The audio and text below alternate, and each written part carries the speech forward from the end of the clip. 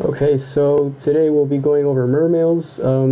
There's actually two deck profiles in this video. I was a bit discontent with this first one. It seems to be a bit more explosive, but it also lacks a lot of grind game. I know I shouldn't be expecting a lot of late game for mermails, which tend to be an OTK based deck, but I prefer that level of interaction just in case I'm not able to get my OTKs off. So for this first build, I am maining one Molten Glacier, which is good for hand disruption, which is very valuable in this format, especially if you can back it up with a Dweller so that it stuns your opponent out, just in case you're playing BA or Monarchs. It doesn't make your Molten Glacier make them go plus or something. Two Gamma Seal, because a lot of the boss monsters of the format are non-targetable, non-destruct, or not necessarily non-destructible unless like you go against Kieran. Kieran's pretty good. But they float when they're destroyed, so it kind of makes these kind of redundant. So I main two Kaijus just to get rid of those, because Kaijus are the best outs to those kind of monsters. I play one Abyss Lead. Abyss Lead is here simply because Gund is here. If it wasn't for that, I wouldn't be maining Abyss Lead, but there's combos that you can go into to bring out Abyss Lead, and Abyss Lead just leads to further damage on board, which can help break through those defenses and go into an OTK. Play 2 Megalo. Megalo basically is your OTK enabler. I don't play 3 because I'm trying to keep the Mermail count somewhat low in this deck. I think that when you have 3, you're just dumping too many waters to make it consistent. I mean, you can search them out with your 2 Dragoons either way, so you don't really need to run that many. I play 3 Teus.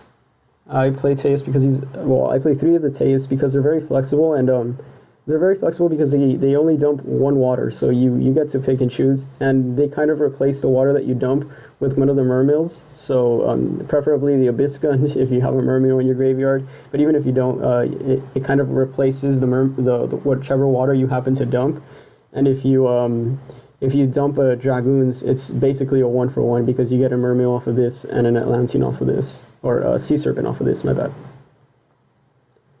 I play 3 of the little mermails. I play Abyss Pike, and Abyss Pike is just basically here as another target for Teus, or as a potential target for Dweller if I have Dragoons on board, or if I can get it on board using NEPTABYSS. I play 1 Abyssland just because it gives me a bit more board presence turn 1, or if I'm trying to go late game, but it'll rarely hit the board. Usually when I go for Megalo, my primary targets are the 2 scales. If those are depleted, then I just go for the Abyss Sphere and go for Lind. And it kind of facilitates bringing out Spike, Lead, Teus, or another Megalo to go for a rank 7 play if I happen to have another big mermail on board. Play 1 Abyss Gun for the same reason, just to go into lead. I mean, it can bring back these, but you tend to go into lead more often, especially when you're going for those OTK plays. In my other build, I play 3 Gun because that focuses more heavily on mermails. That's the build that I prefer, but this build is a lot more explosive, as I've said, so it's more inconsistent, and if you count OTK, it's harder to grind through the game, but it is a lot more explosive, so sometimes it's a lot more fun to bring out those big boards. I have 2 Marksmen here, just because I'm just a very cautious player. I play mermails, but I'm very cautious. So I prefer to hit the back rows, and this is kind of a way to escalate into a NEPTABYSS, because if you're able to get one of your monster removal spells off and attack with a Marksman, if your hand is that bad, then yes, you can go into NEPTABYSS, and then main phase 2, NEPTABYSS, dump Dragoons, or add another Atlantean, Dragoons, add a Sea Serpent. You're going to be missing out on your battle phase, but you're going to be able to get that NEPTABYSS search off, and that's kind of what runs the deck. I play 2 Maxis, which in my opinion are the best hand traps of the format. It's between them and Veilers, but I kind of prefer Maxis because a lot of the decks of the format are combo based, and so this deck thrives off of hand advantage, considering most of its interactions revolve around the hand. Play 1 Deep Sea Diva.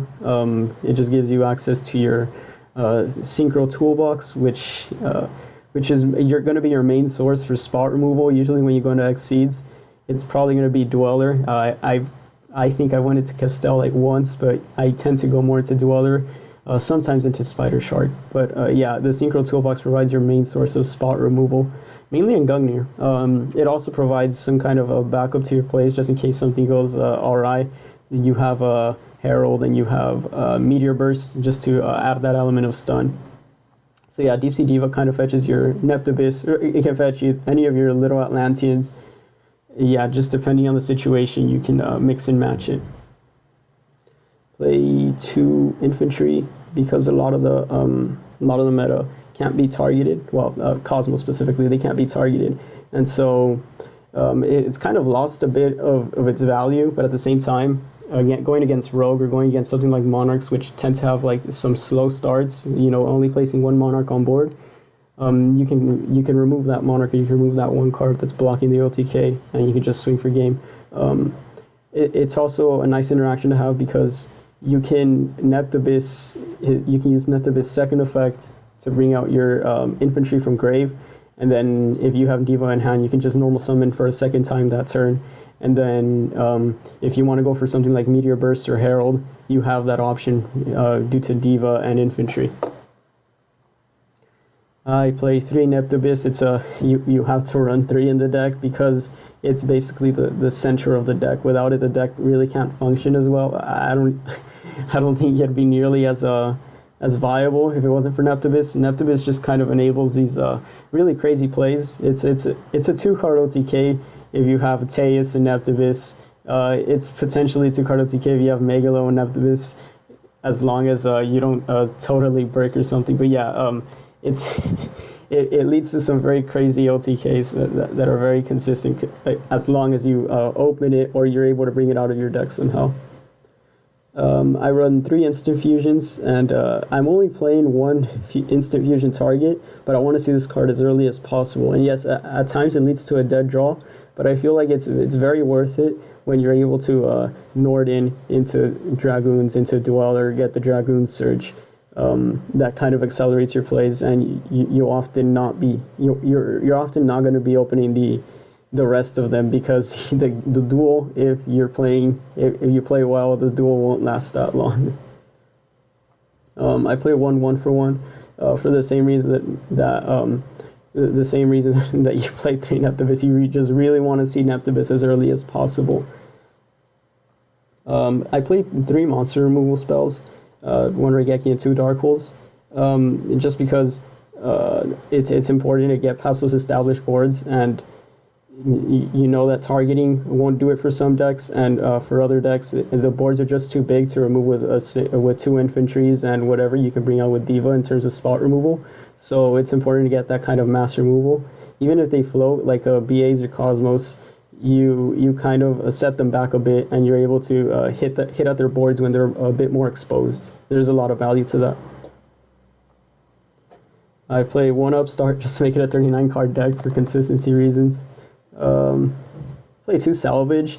It's really a hit or miss card. There's times where I'll open it and I just don't have targets for it. But there's times when I'll draw into it and it'll just completely change the course of the game, because it's a very important like mid to late game. If it gets to that point, that's when usually Mermails are in a pickle, because they can't. Most of the meta has a better late game than they do. They just grind through the resources. So yeah, Mermails I feel like are. In this particular build, not the second one, but in this one, it was more like you make 1 very big push for game, and if you fail, you have to hope that your opponent doesn't have a solid response, because if they do, it's very hard to recover from that, because at that point, when you make those pushes, you've kind of already dumped your Dragoons, you've dumped your Megalos, you probably have a Deep Sea Diva on grave, so you're kind of out of options. I play 1 Forbidden Chalice. That's just as an out to Dweller or Dark Law or any of those monster floodgates. It also helps pump Megalo if you combo it off with Mizuchi. So it's 3200 attack. You attack once, and then you Chalice. The reason why you don't do it beforehand is because it won't get its second attack if it's negated. So yeah, you just attack once, and then it's a 3600 beater after that. That kind of helps you go over Ultimate Falcon. It's helping me in the past. Yeah, it's just it's a nice card, because a lot of the interactions in today's meta are just what can overpower what in terms of stats. I play 2 Twin Twisters. For the same reason that I'm playing 2 Marksmen instead of 1 in this build, because I really don't like to commit to the board with Mermails turn 2 unless I'm sure like I'll be able to solidify some plays. And if I don't have NEPTABYSS, it's very hard to do that because a lot of the main trap this format seems to be Solemn Strike. NEPTABYSS circumvents that somewhat. You can still get your Dragoon search off with NEPTABYSS and it'll still get negated, but the summon itself won't be negated, and that's not the case with your Mermails. The Mermails will be negated by Solemn Strike, and Twin Twister just helps to go around that. And I play Cetus just for the same reason, Trap Hate. I tend to go more for Mizuchi, just because since I play so much on Trap Hate by that point, it's like even if they have something like a hand trap in hand, they Battle Fate or they Swift Scarecrow or something, next turn I have Mizuchi, so that even if they try to Raigeki, it's like it's just going to get negated by Mizuchi. So it's nice to have that second option. But if they do have like one suspicious back row in the back, I just play Cetus because it's better to play it safe, because you commit so much to the board in one turn. If you lose it all, you're not going to be able to recuperate it very easily with this deck. And I play Abyss Sphere for the same reason that I run Lind. They just go hand in hand. Usually I go for my 2 scales first with Megalo, and if those are already in hand or engrave or something, I just go for Sphere and Lind. And that just kind of facilitates these rank 4 plays, maybe with Pike and Dragoons, or the rank 7 plays with the big Mermails. Moving on to the extra deck, the one Norden, for the reasons that I stipulated with the instant fusion. You just Norden into Dragoons, into Dweller, get the Dragoon Search. Leo, because it's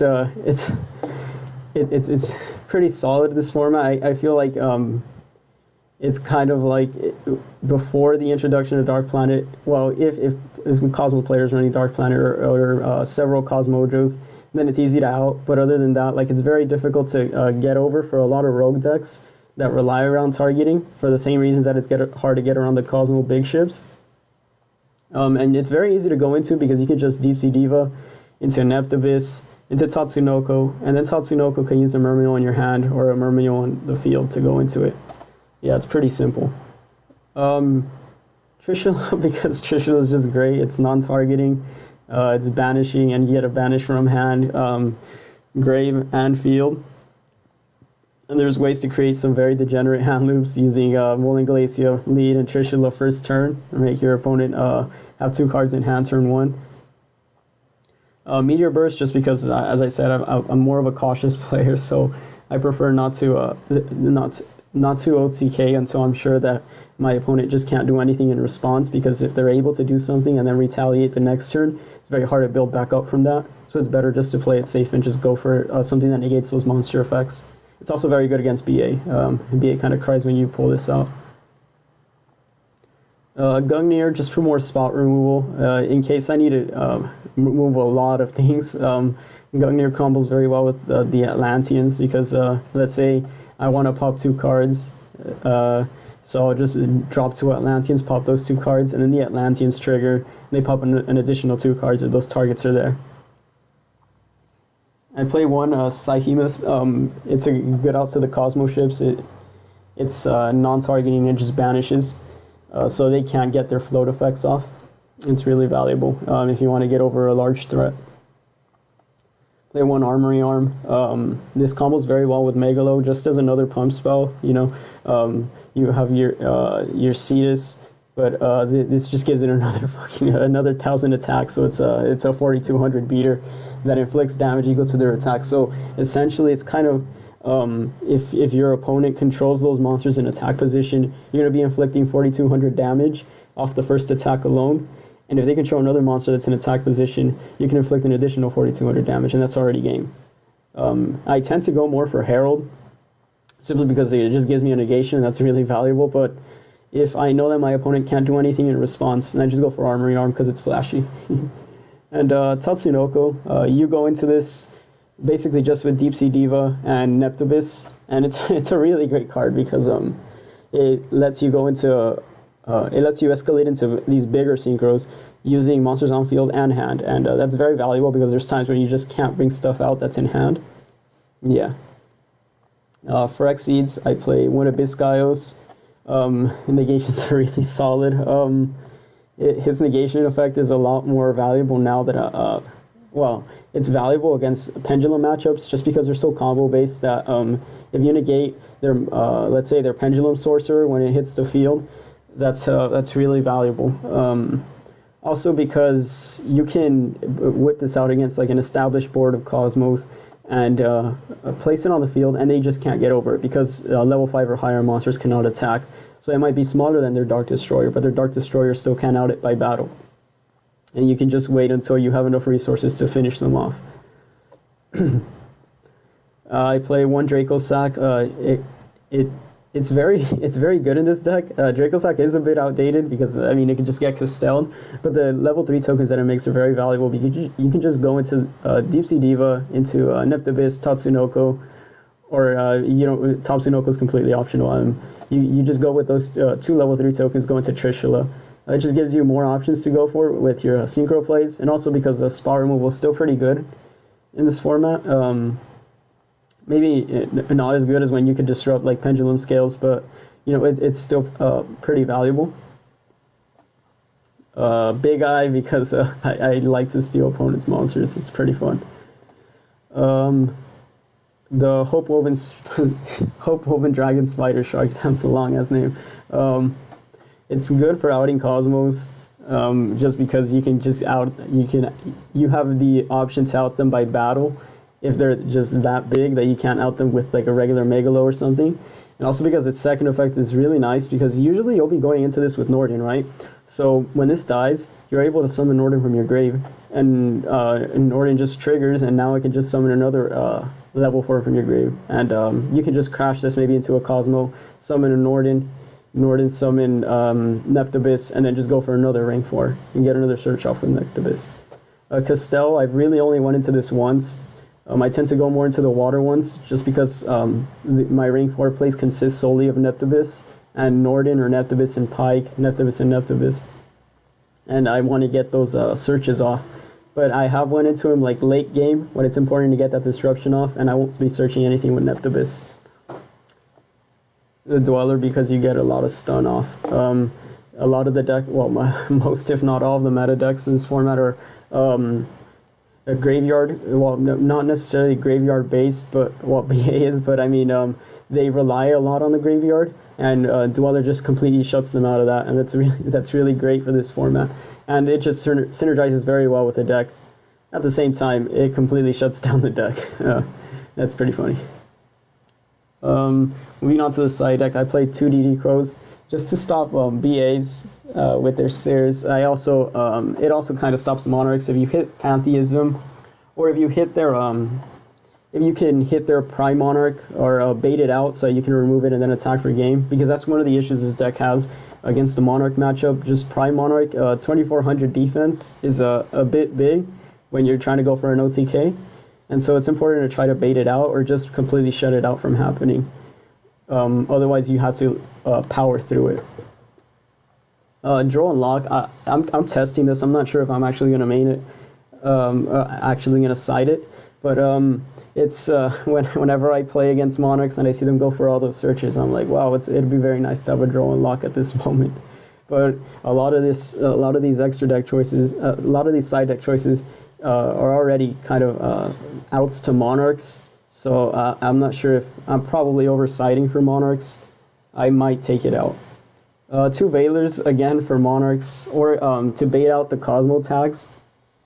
If they bring out something like their if they're not playing the Cosmo Fire King Island, if they play something like their Tin Can, you can kind of bait out the Tin Can using the Veiler.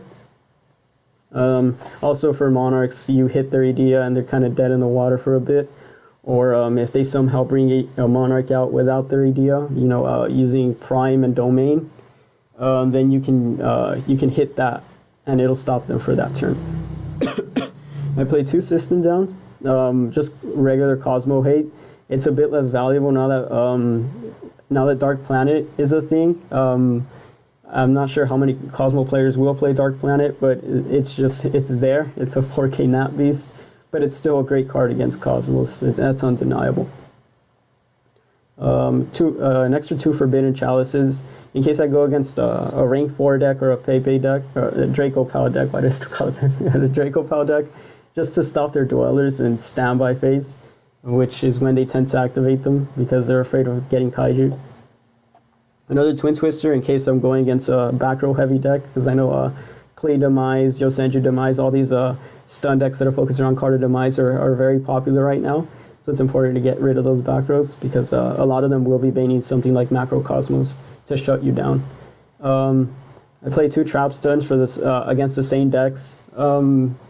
Sometimes it's just better not to remove something like BA's Fog Blades or PK Fire's Fog Blades, so it's easier just to negate it and go for game that way. And that works too. 3 Mask of Restricts, just standard Floodgates to stop Monarchs. And in terms of side deck choices, most of these cards are either quick plays, just regular spells, or hand traps. I only play 1 actual continuous trap. That's because this deck tends to want to go second, and so you're going to be wanting to interrupt your opponent's plays when it's not your turn, or when you haven't actually participated in the duel yet. If you do go first, then you can alter these side deck choices depending on, if you want to play a bit more defensively and you want to main those Masks of Restrict because you know your opponent's going to make you go first, then go for it. But more often than not, you'll opt to go second, and then you can try to interrupt their plays using the hand traps or the Forbidden Chalice on your turn. Yeah. Now onto some duels. So these are going to be the duels with the first deck. Oh, these are going to be the duels with the... Jesus Christ. These are going to be the duels with the first deck. I'm only going to cover a couple. So here he's playing the Blue Eyes with all their new support, Alternative Dragon, which is coming out sometime in July, I think, and also using the new Falcon Structure deck support, along with a couple traps lined up. I go first, and like I've said, this deck has really awkward first turn plays.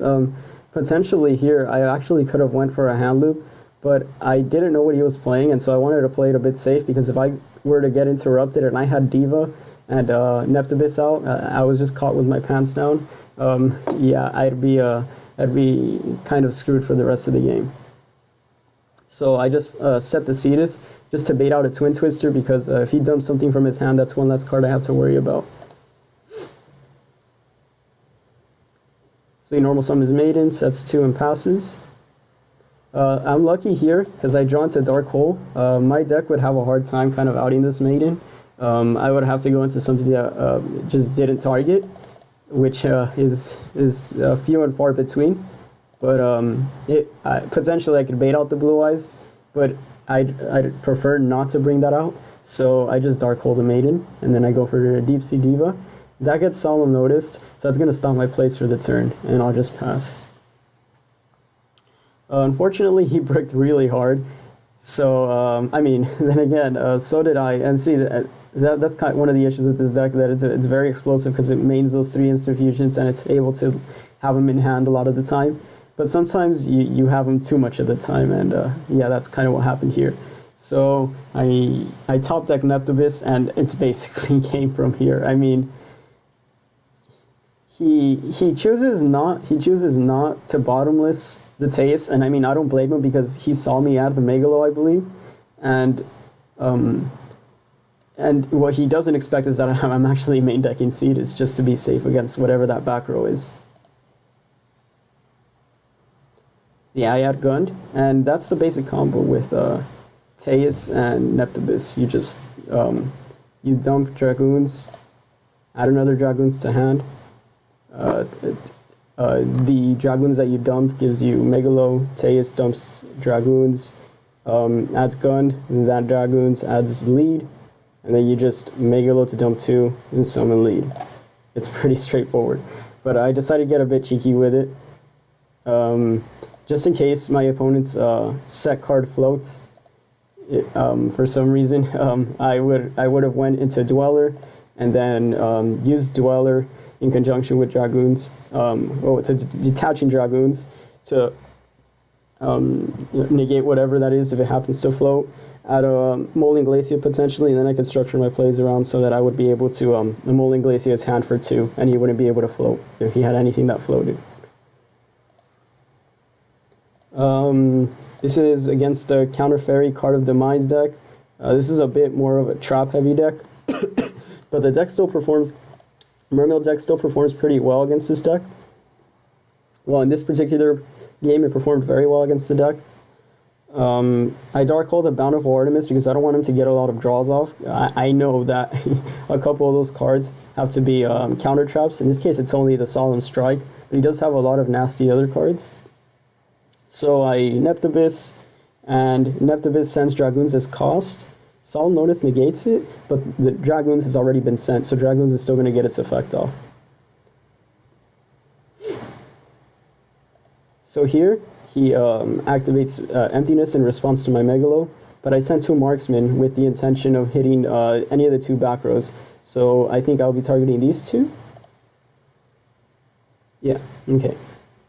So I target those 2, and unfortunately I've already spent my normal summon for the turn, so I won't be able to do anything this turn, but next turn I have a NEPTABYSS in hand. I have another Dragoons that I haven't sent, so I'll be able to get another search off and go for another Megalo.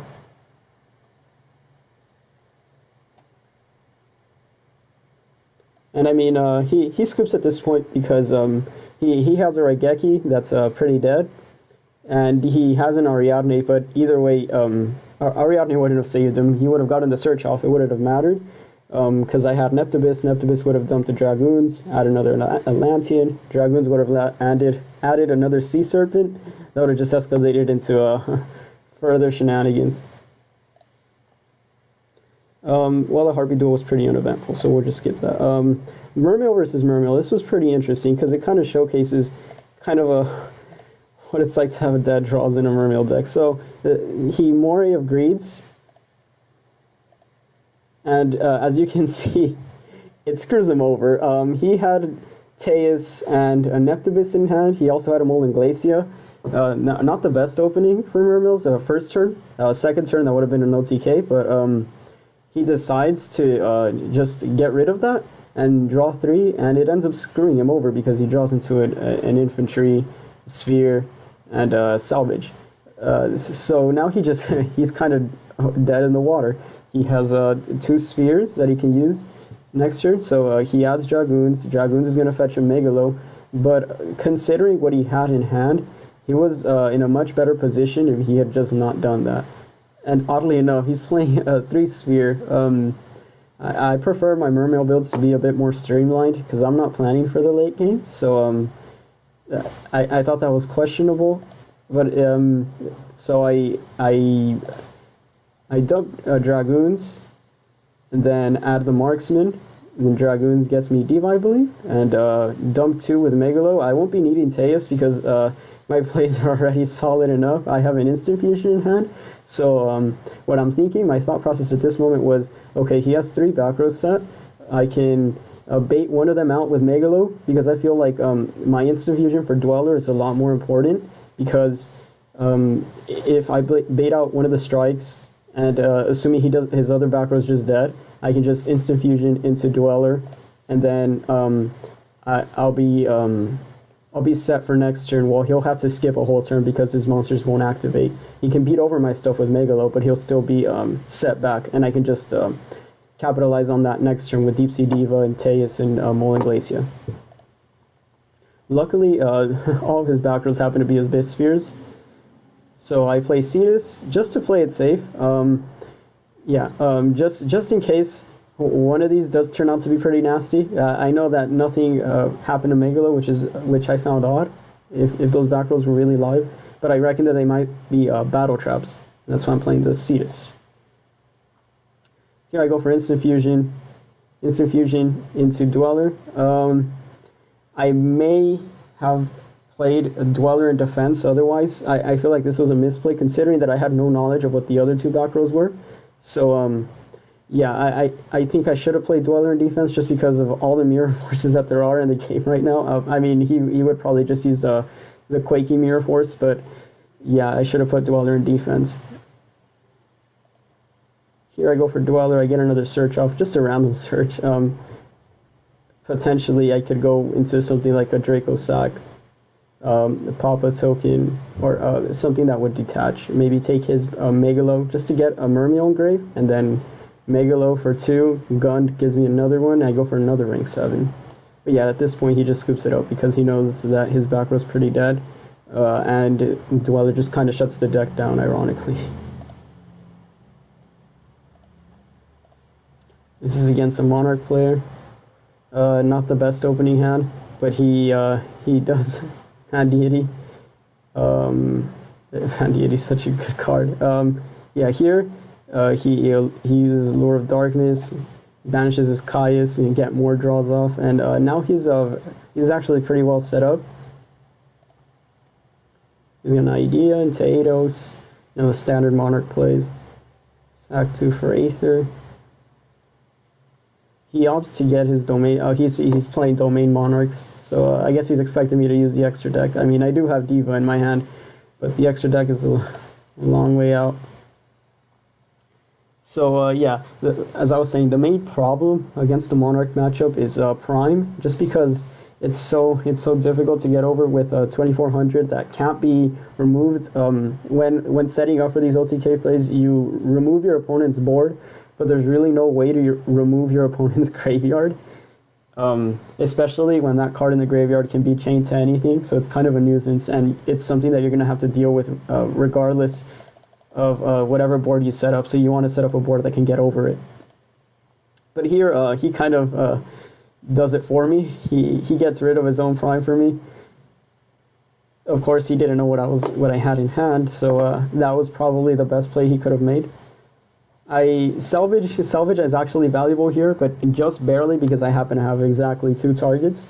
But yeah, it lets me add 2 NEPTABYSS back to hand. I just have more random waters to be able to use. Here I Megalo using NEPTABYSS and Gund.